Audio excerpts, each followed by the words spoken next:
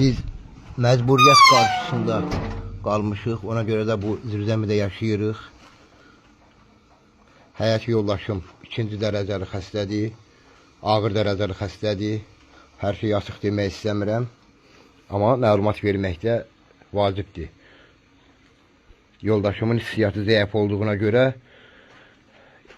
evdə rahat qoyub işə gedə bilmirəm. İşləyə bilmirəm. Yoldaşım 250 manat dövlət tərəfindən pensiya alır. Dolanışığımız zəifdir. 2 uşağımız var. Qızım taekwondo idman növü üzrə idmanla məşğuldur.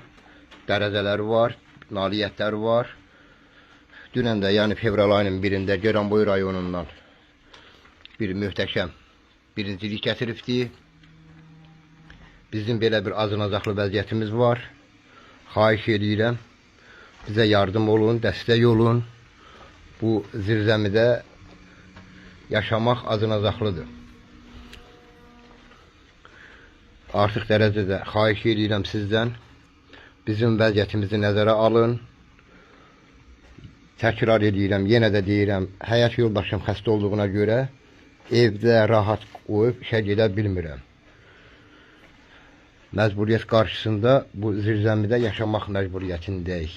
Sizdən xahiş edirəm, bizim müraciətimizi qəbul edin, bizə dəstək olun. Təşəkkür edirəm.